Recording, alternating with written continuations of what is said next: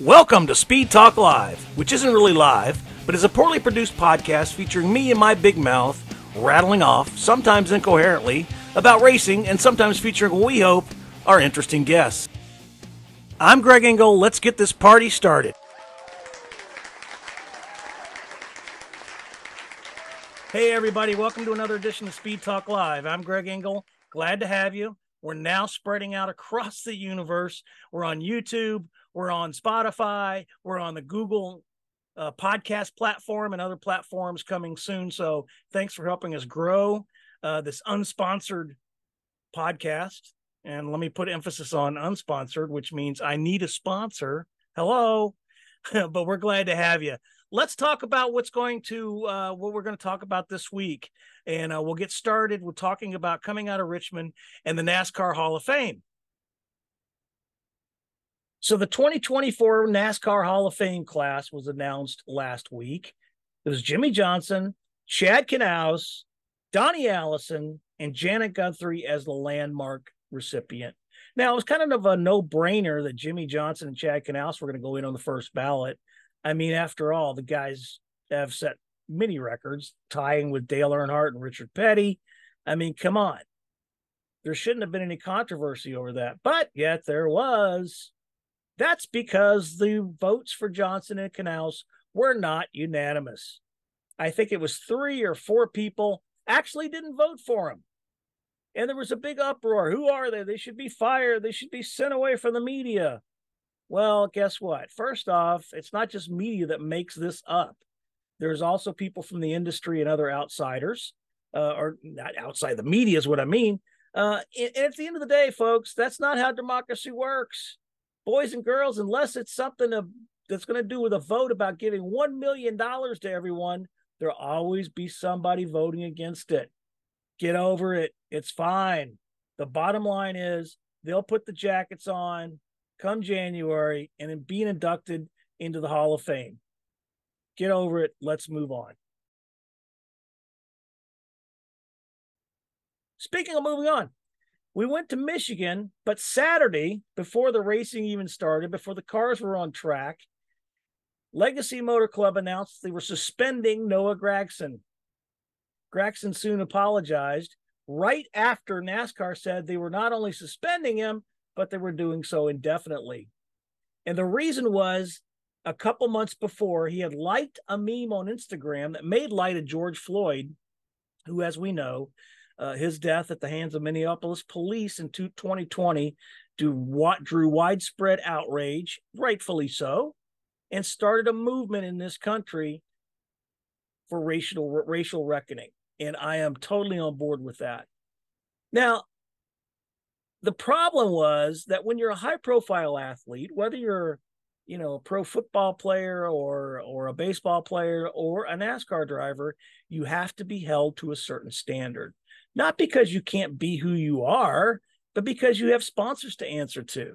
And a couple of weeks ago, just prior to the race at Chicago, I spent some time talking to Noah Gragson, and we had a blast, and we were talking about his sponsor and Baconators and all kind of stuff.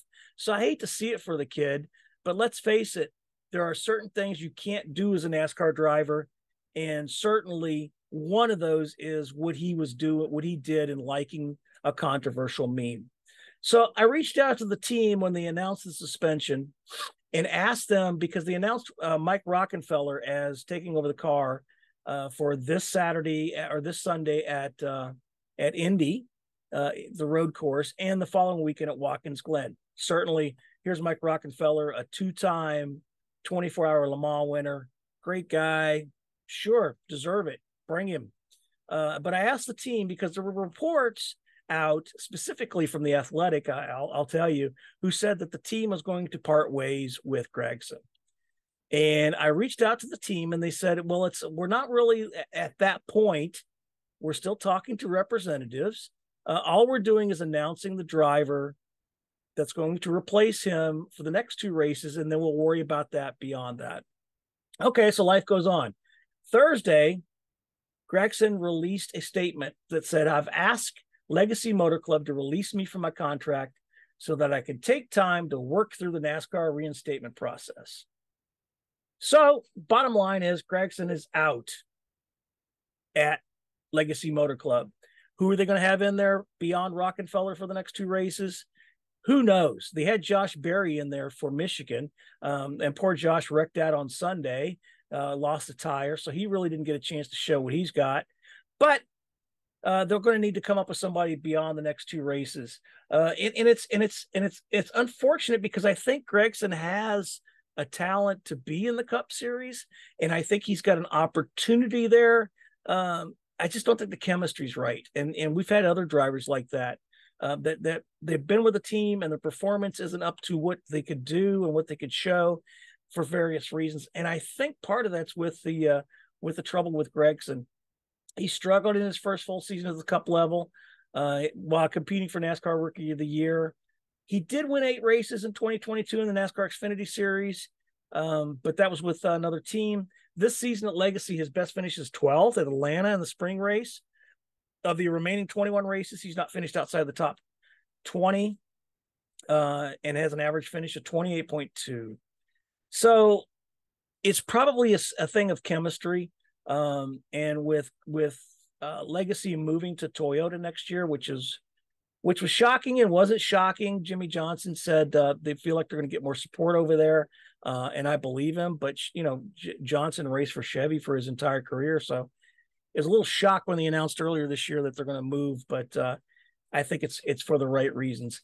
But anyway, look for John Hunter Nemechek, who is the leading candidate to replace Gragson in 2024. And to be quite honest, despite the fact that they're racing Chevys for the rest of the year, I probably wouldn't be shocked to see Nemechek in there for maybe one race or maybe more. Who knows? We'll see how long they can if they can get along together. So, but anyway, we turn our attention to Michigan. It was another Monday race, and for a while it looked like another Truex domination.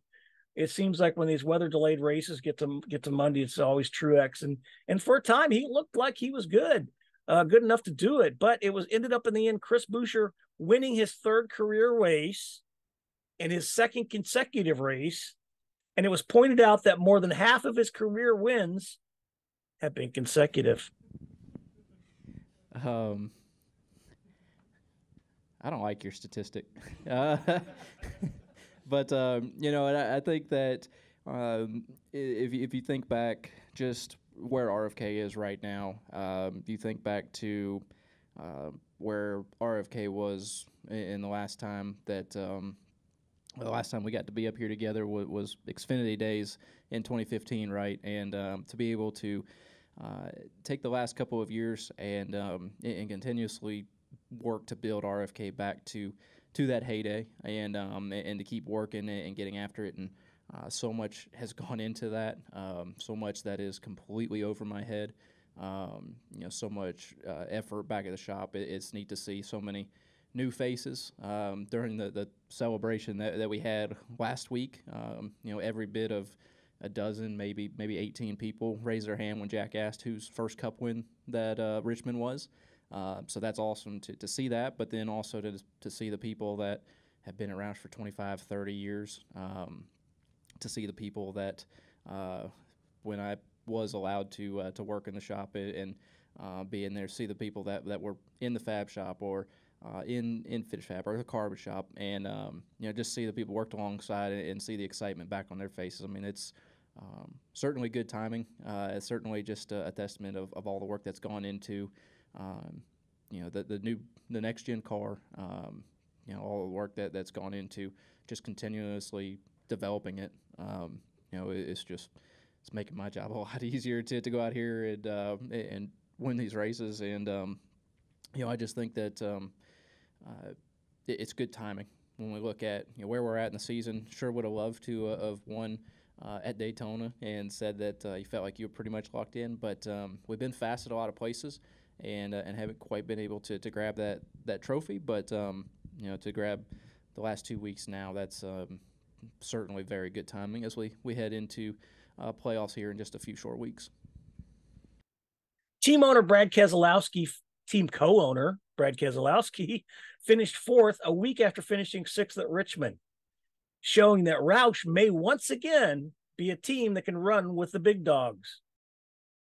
Yeah, it's been 2 great weekends, and I'm just thrilled to death for our company. There's a lot of people really just working their guts out and trying to push and work within the limits of the rules and regulations, but not leave anything on the table, and at the same time, just executing at the highest of levels, whether it be on pit road or restarts or whatever else it takes. And I'm happy for them, their efforts getting them the results they deserve, and but also keeping our head down. We got a lot of racing left in front of us. We're now in a position to have at least one car fully locked in the playoffs, and realistically, both cars are probably locked in the playoffs with today's results. So that's super exciting. Not officially forward, don't get mad at me, but realistically.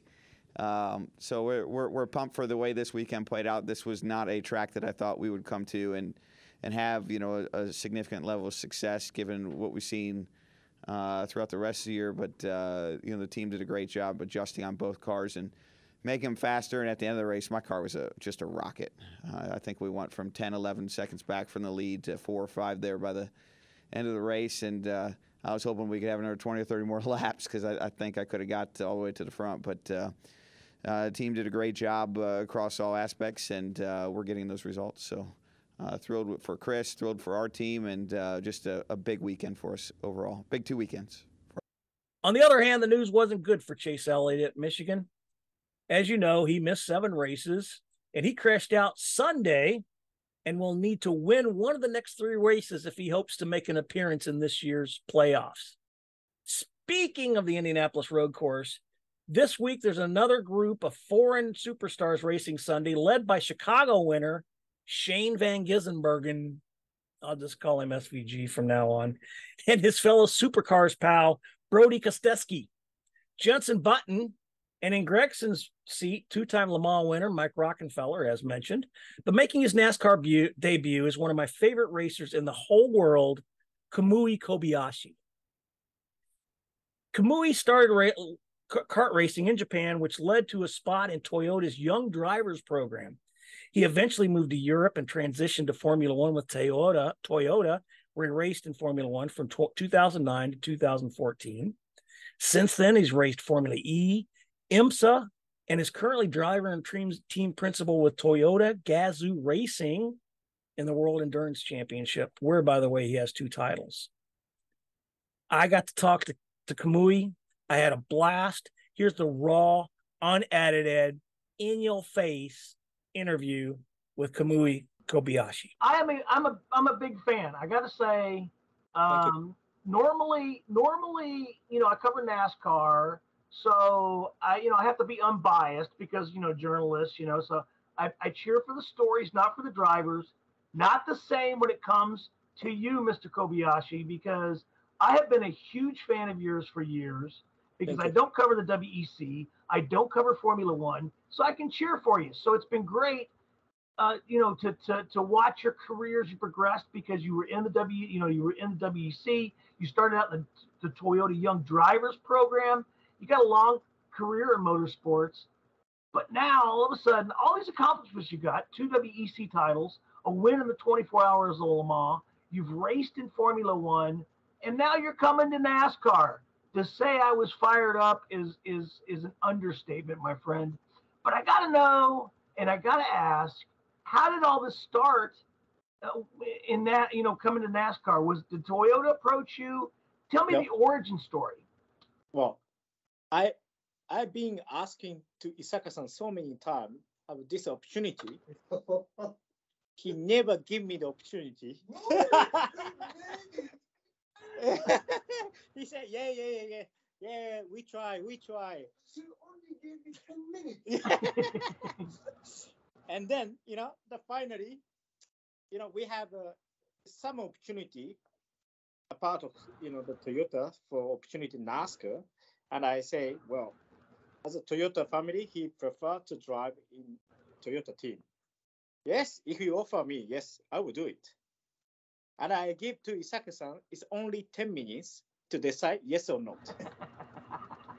And he has to answer yes in 10 minutes. So I think I made his life shorter. I'm a big supporter of David Wilson. Yes, I think the end. I think David Wilson helped me to happen this. To be honest, I think I think this time I think everybody looking for like different category, high skill driver in around field, and obviously I'm like kind of one driver get this kind of offer, but I'm as a Toyota driver. Yes, I think of course I would prefer to drive in as a Toyota. And then I think, I think this makes it happen. But obviously, I was dreaming for a while to race NASCAR, and I think my first NASCAR simulator was like 3 years ago. I asked to TR USA to have this opportunity, so I fly from Japan to Charlotte, and I did the Bristol racetrack, the simulation. I had a fun, I enjoy definitely. I say I won't try, but the NASCAR is it's not like such easy to get even the test opportunity because there's a lot of limitation by the regulation. So it's like not easy to really get the running time. So after like this 3 years ago experience, there's nothing happening. But yeah, it's happening, and the big support from Japan, from Toyota, and here in the USA. Yeah, I think definitely, I think this opportunity for me is it's kind of dream come true. And the end of the day, why I want to do it because my first watching TV about motorsports was NASCAR because I was running the oval. Even last time, I don't know the Formula One. I have no idea what the other motorsport. But just I say, oh, that's cool race car, and I want to race this race when I was like 4 years old. So I think I've been a lot of motorsports. I've been a lot of the experience, but still I was dreaming to race in NASCAR one day. It's not over race, but for me, over race I think it's gonna be challenging. So I think good start to road race, and I think definitely I'm looking for. So you're going to be on a road course, like you said. That's what you're used to. You're driving road courses, so pretty much a driver of your caliber. You put you in any car, you're going to be able to do well on a road course. But you kind of open up the door here. Do you want to race an oval in NASCAR, and is that something that you think you could look at doing after this? Oh yeah, I think first of all, I let's see after this Indy races. I mean, if I manage success, maybe I could have more opportunity. But if not, I think it's difficult. So I just simply focus myself to success in this Indy race. Actually, I think SPG did amazing job in Chicago, so I think expectation is very high. So I'm really pissed off about that. But part of that, I'm looking for definitely, to myself to do my best in this Indy races. I think like SPG, I think he's been racing in like supercar, and I think that's more close to the NASCAR, I would say. I think I'm coming from complete different like kind of race car, all my experience, so it's gonna be more challenging myself. But you know, nobody knows. Myself, I'm definitely quite positive after testing the feedback myself. So yeah, I think I did my best, and we see. And I think it would be nice after race we discuss this kind of topics maybe. Do you feel like you're going to have to, because you're coming into a completely new class, right? It's not like if we call you into WEC car or we call you into even a Formula One car, say if that were to happen, you would be in somewhat familiar territory. When you come into a new sport like this, and yeah, you know the drivers and you've talked to them and stuff. Are you going to feel like you have to temper your aggressiveness a little bit in this sport in order to not leave any bad like bad Yeah. impressions behind, or are you going to go out there to try and win? I don't think so. I mean, if you see on YouTube my first race in the Formula One, for example, you don't say I'm quiet. I think more aggressive than anyone. I think the Jensen was very pissed me off. that time because he was fighting for the championship, world championship in 2009. Yep. And it was my first race in Brazil. I think I hold him by like 20 laps. He was shouting on radio by myself. You know, I think at the end of the day, I think I have so many experience about this kind of situation, and most of the time I've been success. Even like 24-hour Daytona, I think I won one shot. The first shot already won the race, the 24-hour Daytona, and I got another shot. The same team went there, and we won again. Yep. You know, in the end, there's always it's been success. So I think I will keep my approach same. And yeah, I believe should be. I don't think I have to change on this about. So you're comfortable. You did a test recently, right? In a, Yep. in a NASCAR race car. So you're comfortable in the car. Yep. You're going to be on the track again with Jenson Button because Jenson's racing this weekend, if I remember right. Yep. Yep. So you're I've going been to racing with him so many races actually. In the Formula One, I think even in Formula One we did the WC, we did the Super GT, and finally NASCAR now. So it's come full circle. In kind of a you're coming back to having some friends, right? Do you Yeah. do you have any friends you know that are NASCAR drivers besides like let's say Jimmy and people Yeah. like that? Do you? So for example, Mike Rockenfeller, Yeah. he's my teammate in the IMSA. Yeah. And even the Chase Elliott, he did a Daytona 24-hour, Right. and he was the Action Express car, and my the sister car. So I knew a couple of drivers. So we know Rockefeller was just announced this morning. He'll be racing this weekend. So you'll have kind of like a teammate to kind of lean on and kind of share information. But Not share the information. No. Well, that's two competing teams. But you know what? Somebody that's not on the competing team is going to be Tyler Reddick, right? So Tyler won this race last year. He's going to be your teammate. Is it? You have to be open to listening to advice from other people. But what's it like to have somebody like because Tyler's, let's face it, Tyler's a kid, young guy. Yeah, it's been very good because he came the rookie test in Virginia. He helped me, to have testing stuff. I mean, just he teach me how they drive, and he went, the corner to watch what I'm doing. And also, I think we are using for the simulation that his data I'm using. And actually, I think we have a quite good running together.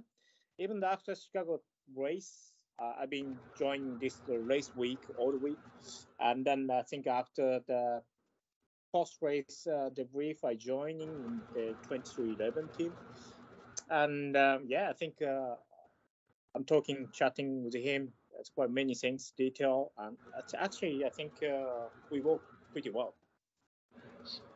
So when you come in here, this is the last question. You're going to come in here, and obviously you're going to want to win. I mean, you want to be like SVG, come in the first NASCAR race and win it, obviously. But could one of your goals be to finish ahead of the folks like Rockefeller and Jenson Button, and to be able to kind of have what we call in America bragging rights, so to speak, that among all these foreign drivers, you're the one that outpaces them all? Do you think that's another kind of little goal on the side for you if you can't contend for the win?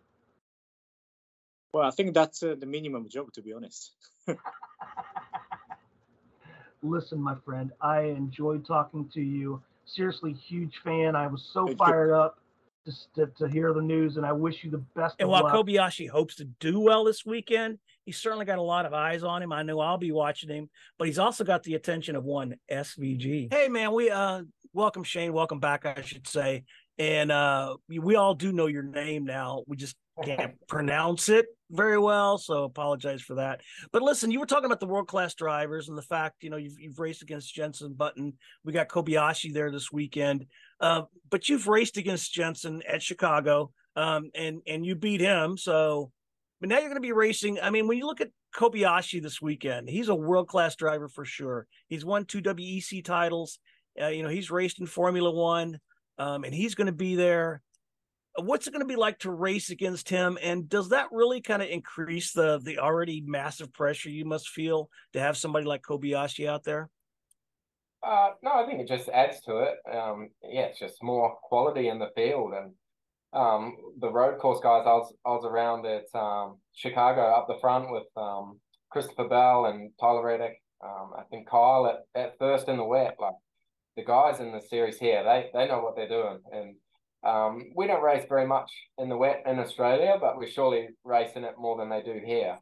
And those guys were on it straight away. It was really cool to watch and learn how to see how they were searching for the grip and trying to find it and taking big risks. And yeah, I think the Kobayashis, the Buttons, myself, it just adds to the show of a bunch of already good drivers, I think. Well, we had a good show in Chicago. Have a good show this weekend, my friend. Have a cracking good time and have fun this weekend. Thanks. Thank you. Cheers. All right, we're back. We're here with Owen Johnson, the associate editor of CupScene.com. Welcome, Owen. Good to see you again, my friend. How are you? Good to see you, Greg. I'm great. How about you? Good. It's been a long week. I know you were at Richmond. I know you were recovered. We came out of Richmond, though. They announced the Hall of Fame, and like I talked about earlier, was Jimmy Johnson, Chad Knaus, no brainer there. What do you think of the controversy? I said it wasn't that big of a deal as some people were making it out to be. The fact that 3 or 4 people didn't actually vote for Johnson and Knaus. I completely agree with that. I think, firstly, there were some really deserving names on the ballot. A lot of the people who were voting said they really prioritized some of the short track action in NASCAR besides the Cup Series. Well, I think personally I would have voted for Jimmy and Chad. I think there's reasons not to. Also, you look at Gordon getting into the Hall of Fame. He didn't have a unanimous vote either. I think there's precedent for it, and there are reasons not to vote Jimmy and Chad. I certainly would have, but I don't think there's any reason to be angry at someone for not doing it. Yeah, I agree. And it was so many voters who did. Yeah, the only bit of controversy. I love Donnie Allison. He one time when I was in the Army, I was at I think Daytona, and I was in an Army uniform, and he came over and took my beret off because he said he'd never had worn one, so he wanted to put it on. So I got a picture of Donnie Allison wearing a green beret somewhere, but I don't know where it's at. But anyway, and then the only thing you talk about who wasn't voted on. I mean, I think, Johnson and Knaus were a lock this time. I'm a Smokey Yunick fan. I'm friends with his daughter. I would love to see Smokey in the Hall of Fame, and I hope eventually he gets in there. Is there a name on there that you'd like to see get in there? On that list, I absolutely would have voted Jimmy and Chad. I don't think there's any pick besides those two, but I can understand why someone might not. But going forward, who would you vote on there, say, next year? Who do you think? I think it's got to be Allison. Yeah. Yeah. Well, Donnie Allison's in. So we got him. We got Bobby. Yes. So we got the Allisons. And I probably shouldn't have ambushed you by saying because you got to have a list there. It's just there's just so many deserving out there. Absolutely. Yeah, I covered that story 2 weeks ago, so I'm completely forgetting that list. I apologize. It's 2 weeks ago, man. Come on. I know.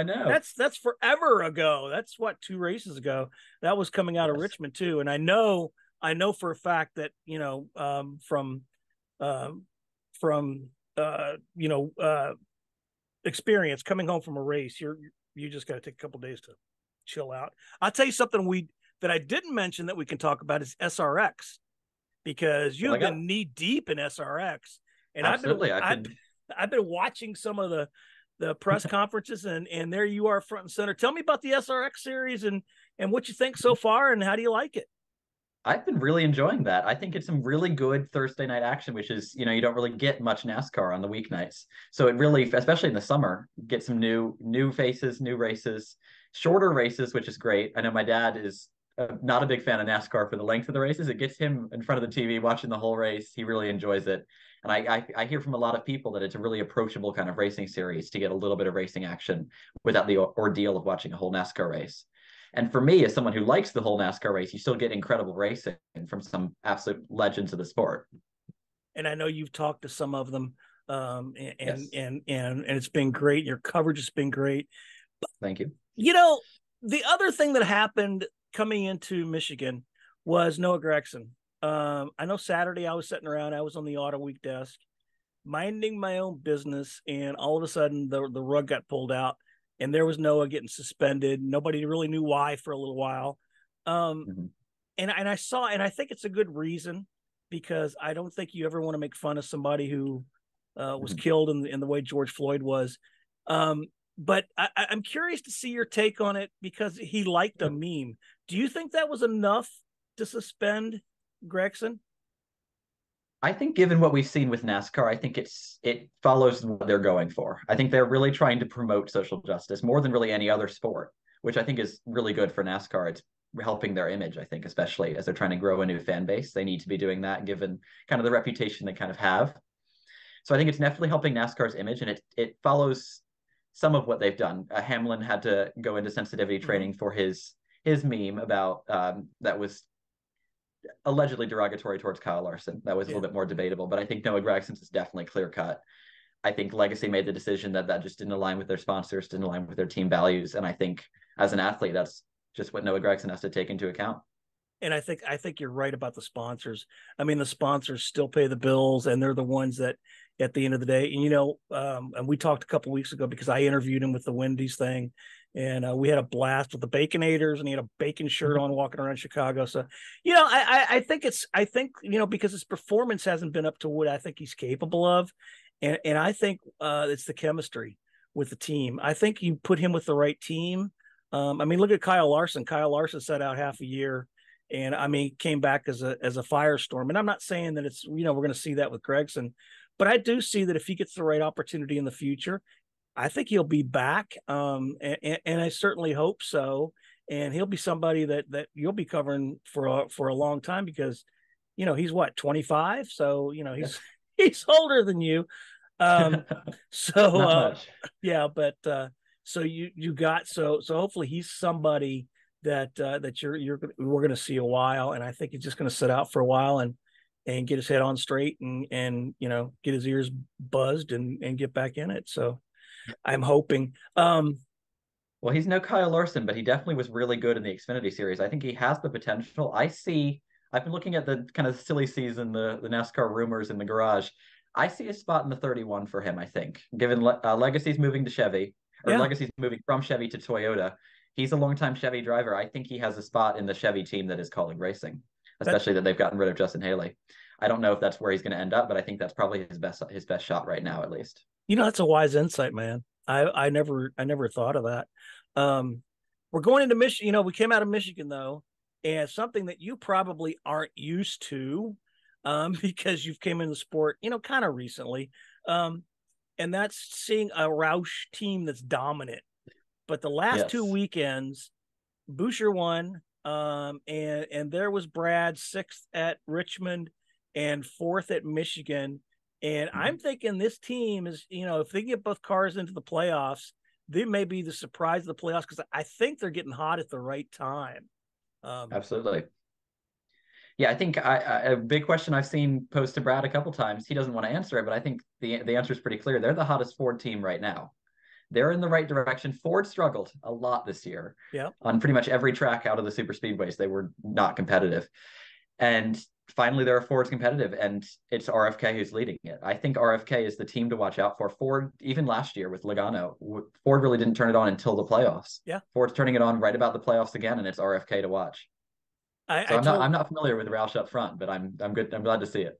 I remember the days of the cat and hat, walking around the garage area and grumbling, and he'd answer your questions, but he would almost bite your head off, and we could always see him around. So it's good to see Roush back, in contention, and I hope that continues. But now we go to the road course this weekend, and I think the variable for once is all the ringers. We've got Rockenfeller, who's going to be sitting in for Gregson.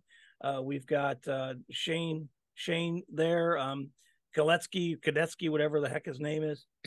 We got those. I know Catherine Legge was supposed to be in the Xfinity series on Saturday. Unfortunately, her sponsorship fell through, so she's not going to be there.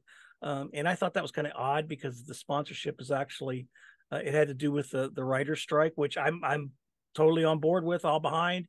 They need better stuff, but it kind of affected, unfortunately, Legge. But we've got the stacked field, and like we said, I talked to Kobayashi. I'm fired up to see him race. It wouldn't surprise me to see one of those guys win. However, I'm actually thinking that this weekend, all eyes should be on none other than Tyler Reddick. And I'll tell you why. I agree with you. He is really strong in the next gen on road courses. He's had a couple struggles in the past couple weeks, a lot of struggles really with his pit crew. If there is any pit crew working harder than Tyler Reddick's on this week, I don't believe it. They have to be working really hard trying to make up for that. I think he'll have the pit crew to beat. They've got the motivation, so he should be strong on pit road. He knows how to handle this road course. He knows how to handle this car. The one guy I think he's got to watch out for is Kobayashi. He's new to NASCAR, but he knows how to get around in a GT kind of car. He put the record lap in at Le Mans. He knows how to drive that kind of car, and I think he'll be a surprise contender. What a story! What a story that would be to have him come over here, because he's raced everything except NASCAR. And one of the most interesting things that I found out when interviewing him was his attraction to motorsports and his attraction to racing actually came about because he saw a NASCAR race on an oval when he was 4 years old. And he said, those cars look great. I want to do that. So he's like fired up because he's going to be racing in NASCAR. It's not going to be on an oval. It's in the road course. And I remember asking him, is there an oval in your future? He said, let me get through this first. Let me see. But it would be really cool to see him win on that road course. And I think it's going to be the last road course race at the Brickyard for a while. I have a feeling, and I just have this feeling that we're going to go back to the big track starting next year. We got a test there Monday, Tuesday.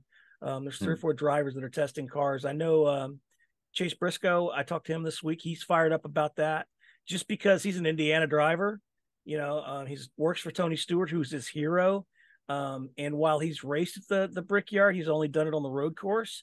So I know he's excited to get out there in a cup car and test next week and be the first of a group of drivers that's going to test the next gen car at the big track. So I'm hoping for good things out of that and to see that. So looking forward to that.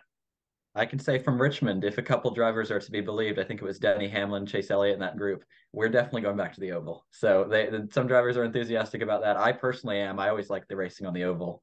I'm not a big fan of the road course. I think it creates, especially with the next gen car, too many opportunities for dive bombs that just don't work. Yeah, I think we can talk to Chase Briscoe about that. Yeah, exactly. I think Chase, and you reported the news this week on cupscene.com about the how they've changed the restart zone and they've changed the start finish line. So what's behind that? That's again something I talked to the drivers at Richmond about. They are concerned. They were concerned then. I'm sure they're still concerned now about some of the moves we saw in restarts of just diving straight into turn 1, especially the final restart last year after the curbs all got torn up. I think it was Kyle Larson who just drove straight, and one of the guys drove straight exactly, and Logano made it 5 wide or whatever it was and slammed into everyone. The drivers do not want to see that. I can tell you the whole field does not want any of that. So they're trying to extend it back, get some separation going into turn 1 so the drivers aren't all bunched up running into each other with nearly indestructible next gen car that can just take these hits. And the following week we go back to a traditional road course, Watkins Glen. I'm looking forward to that. And then obviously my home track, Daytona International Speedway, which will set the field for the playoffs this year. The only big outlier, I think, right now is Chase Elliott, who has never missed a playoff field since he's been in the Cup Series. Obviously, he was a champion. He won the playoffs. And he is in a must-win situation. When he wrecked out on Sunday, and had to wait an entire night, before they could even finish the race. I hope he wins. I think he's got the motivation to win. But man, it just seems like Hendrick, the last couple of races, hasn't been as strong. It hasn't been their old self. I don't know what's going on there. Well, it's the same situation for Alex Bowman too. Yeah. Bowman had a terrible race. Larson, finished 5th, I think, at Michigan. So he kind of carried the field, but even he struggled. So it'll be interesting to see coming into the playoffs, if Hendrick can get Elliott in, and B, how they'll perform for those they do get in the playoffs. Yeah. I mean, I think Elliott has a shot. I think Bowman, just by his performance right now, does not, honestly. Really? I think Elliott, he's been strong on road courses. I would not be surprised if he pulls something out at Watkins Glen or maybe even Indianapolis. But I don't think Hendrick gets all 4 cars in the playoffs this year. So we got the playoffs coming up, and we'll talk about this again. And heading into the fall. But there's something, because there's something we've never talked about is Owen Johnson. You're not somebody.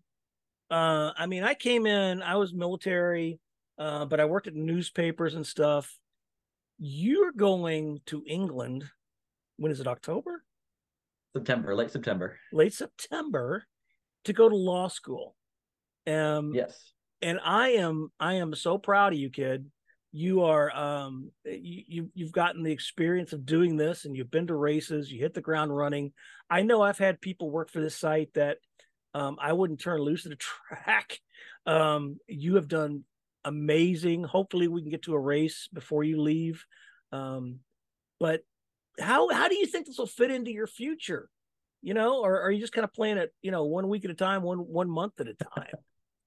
Well, I've always been a NASCAR fan, so I've absolutely loved the opportunity to put this together. I started on a site called Drive Tribe, which is the Top Gear trio putting that together. Yeah, we were both on that site, and I started covering NASCAR on that. And so I've gotten to parlay that through going to the races through Cup Scene, which has been amazing. I never thought at Drive Tribe I would ever be able to do something like that. So I get to cover the sport I love to watch anyway. And I get to keep doing that at least during the summers and the breaks while I'm at school. And then I hope wherever my future goes, I honestly don't know. I hope wherever it goes, there's some NASCAR in it. I can tell you that. You got a bright future, really. You've been fantastic, and you've adapted this well. And I remember the days of Drive Tribe. I was actually one of the beta testers for that back in 2015, 2016. Excuse me. And we had it was a lot of fun because the trio was a lot more involved then. And we used to have these quote unquote staff meetings before it was cool to be working remote.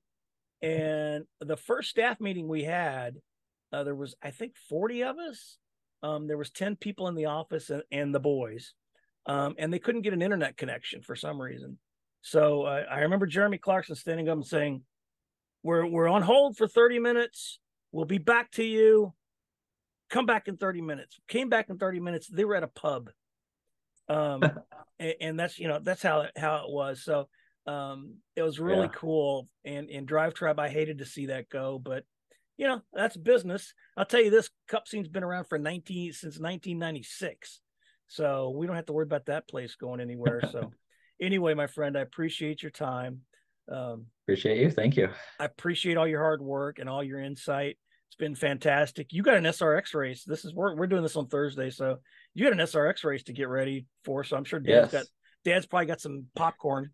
Exactly. And I got the weekly NASCAR preview coming up too. That's right. Don't forget, you got the preview every Thursday night. We've got a preview on Cup Scene, and during the SRX season, Owen's got a preview probably Wednesday night before, and then he'll be covering it for you. So watch that, watch the SRX, and then get the inside scoop from Owen on Cup Scene.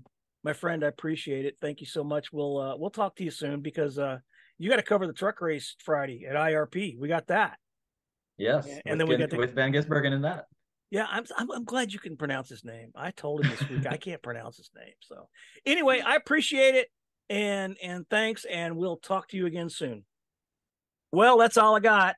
Thanks to Owen Johnson for hanging out with us for a little while. It was great interviewing Kobayashi, and we'll look forward to the Brickyard this weekend. Until then, thanks for listening.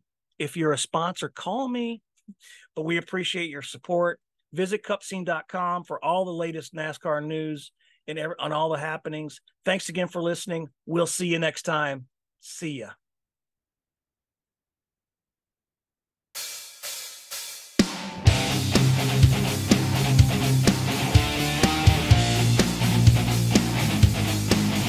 Thanks for listening to Speed Talk Live.